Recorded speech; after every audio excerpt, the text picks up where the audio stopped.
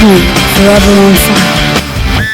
ವಾಲ್ಮೀಕಿ ನಿಗಮದ ಅಕ್ರಮ ಕೇಸ್ನ ತನಿಖೆ ಬಹಳ ಚುರುಕಾಗಿ ನಡೀತಾ ಇದೆ. ಈಗ ನಾಗೇಂದ್ರ ಪತ್ನಿ ಮಂಜುಳಾಗೂ ಟೆನ್ಷನ್ ಶುರುವಾಗ್ಬಿಟ್ಟಿದೆ.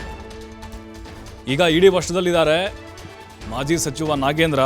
ಅವ್ರ ಕುಟುಂಬಸ್ಥರಿಗೂ ಈಗ ದಿನವೂ ಕೂಡ ಟೆನ್ಷನ್ ಜಾಸ್ತಿ. ಅದರಲ್ಲೂ ಅವರ ಪತ್ನಿ ಮಂಜುಳಾಗೂ ಕೂಡ ಈಗ ಆತಂಕ ಶುರುವಾಗಿದೆ.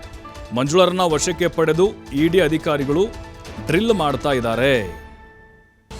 ಮಂಜುಳಾ ಅವರಿಂದ ಹಲವು ಮಾಹಿತಿಯನ್ನು ಪಡೆದುಕೊಂಡಿದ್ದಾರೆ ಇಡಿ ಅಧಿಕಾರಿಗಳು. ಇನ್ನು ನಾಗೇಂದ್ರ ಪತ್ನಿ ಮಂಜುಳಾಗೂ ಕೂಡ ಬಂಧನದ ಭೀತಿ ಶುರುವಾಗಿದೆ. ಯಾವುದೇ ಕ್ಷಣದಲ್ಲಿ ನಾಗೇಂದ್ರ ಪತ್ನಿ ಮಂಜುಳಾ ಅವರನ್ನು ಅರೆಸ್ಟ್ ಮಾಡುವಂಥ ಸಾಧ್ಯತೆಗಳಿದ್ದಾವೆ. ಡಾಲರ್ಸ್ ಕಾಲೋನಿಯ ಅವರ ಫ್ಲ್ಯಾಟ್ನಲ್ಲಿ ಅವರನ್ನು ವಶಕ್ಕೆ ಪಡೆದುಕೊಂಡ್ರು ಇಡಿ ಅಧಿಕಾರಿಗಳು. ಅವರನ್ನು ಯಾವಾಗ ಬೇಕಾದರೂ ಕೂಡ ಅರೆಸ್ಟ್ ಮಾಡಬಹುದು. ನೋಡಿ, ನಾಗೇಂದ್ರ ಕುಟುಂಬಸ್ಥರಿಗೂ ಕೂಡ ಇದೀಗ ಟೆನ್ಷನ್ ಶುರುವಾಗಿದೆ. ಇಡಿ ಅಧಿಕಾರಿಗಳು ಪ್ರಶ್ನೆಗಳನ್ನು ಕೇಳ್ತಾ ಇದ್ದಾರೆ. ಈ ಅಕ್ರಮದ ಬಗ್ಗೆ ನಿಮ್ಮ ಪತಿ ನಾಗೇಂದ್ರ ನಿಮ್ಮ ಹತ್ತಿರ ಏನಾದರೂ ಹೇಳ್ಕೊಂಡಿದ್ರಾ? ನಿಮಗೇನಾದರೂ ಹಣದ ವ್ಯವಹಾರದ ಬಗ್ಗೆ ಗೊತ್ತಿತ್ತಾ? ಹಣ ಟ್ರಾನ್ಸಾಕ್ಷನ್ ಆಗಿದ್ರ ಬಗ್ಗೆ ಏನಾದರೂ ಮಾಹಿತಿ ಇದೆಯಾ ನಿಮಗೆ? ಆಮೇಲೆ ಮನೆಗೆ ಯಾವುದಾದ್ರೂ ಅಧಿಕಾರಿಗಳು ಬಂದು ಹೋಗ್ತಾ ಇದ್ರಾ? ಇದೆಲ್ಲದರ ಬಗ್ಗೆ ಕೂಡ ನಾಗೇಂದ್ರ ಪತ್ನಿ ಮಂಜುಳಾಗೆ ಇಡಿ ಅಧಿಕಾರಿಗಳು ಡ್ರಿಲ್ ಮಾಡ್ತಾ ಇದ್ದಾರೆ.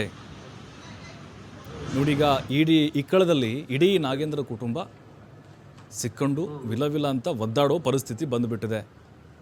ಒಂದು ಕಡೆ ಅವರ ಕುಟುಂಬಸ್ಥರ ಮೊನ್ನೆ ನಾವು ಗಮನಿಸಿದ್ವಿ, ಇಡಿ ಅಧಿಕಾರಿಗಳು ರೇಡ್ ಮಾಡಿದ್ದನ್ನು ಬೆಂಗಳೂರು ಬಳ್ಳಾರಿ ಕಡೆ.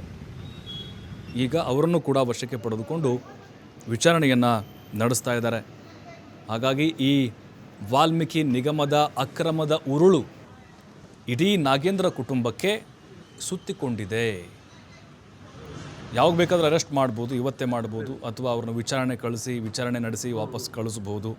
ಅವಶ್ಯಕತೆ ಇದ್ದರೆ ಕಸ್ಟಡಿಗೆ ಕೂಡ ತೆಗೆದುಕೊಳ್ಳುವಂತಹ ಸಾಧ್ಯತೆಗಳು ಇದ್ದಾವೆ. ಅಂದರೆ ಪ್ರಕರಣದ ಇವರ ಹೇಳಿಕೆಗಳ ಆಧಾರದ ಮೇಲೆ ನಿಂತ್ಕೊಂಡಿದೆ. ಈಗ ಕೆಲವೊಂದಿಷ್ಟು ಸಾಕ್ಷ್ಯಗಳನ್ನು ಕೂಡ ಇಡಿ ಅಧಿಕಾರಿಗಳು ಕಲೆ ಹಾಕಿದ್ದಾರೆ. ಆ ಸಾಕ್ಷ್ಯಗಳ ಅನುಸಾರವಾಗಿ ಮಂಜುಳಾ ಅವ್ರಿಗೆ ಪ್ರಶ್ನೆಗಳನ್ನು ಇಡಿ ಅಧಿಕಾರಿಗಳು ಕೇಳ್ತಾ ಇದ್ದಾರೆ. ಅಂದರೆ ಈಗ ಅಕ್ರಮಕ್ಕೆ ಸಂಬಂಧಪಟ್ಟಂತೆ ಈಗೇನು ಕೋಟಿ ಹಣ ವರ್ಗಾವಣೆ ಆಗಿದೆಯಲ್ವಾ, ಅದರಲ್ಲೂ ನಕಲಿ ಖಾತೆಗಳನ್ನು ಸೃಷ್ಟಿ ಮಾಡಿ ಹಣ ಸಂದಾಯ ಆಗಿತ್ತು. ಅದರಲ್ಲೂ ನಾಗೇಂದ್ರ ಅವರ ಆಪ್ತರು ಈಗೇನು ಅರೆಸ್ಟ್ ಆಗಿದ್ದಾರಲ್ವಾ, ಅವರ ಬಗ್ಗೆ ಮಂಜುಳಾ ಹತ್ರನೂ ಕೂಡ ಕೆಲವೊಂದಿಷ್ಟು ಪ್ರಶ್ನೆಗಳನ್ನು ಮುಂದೆ ಇಟ್ಟಿದ್ದಾರೆ.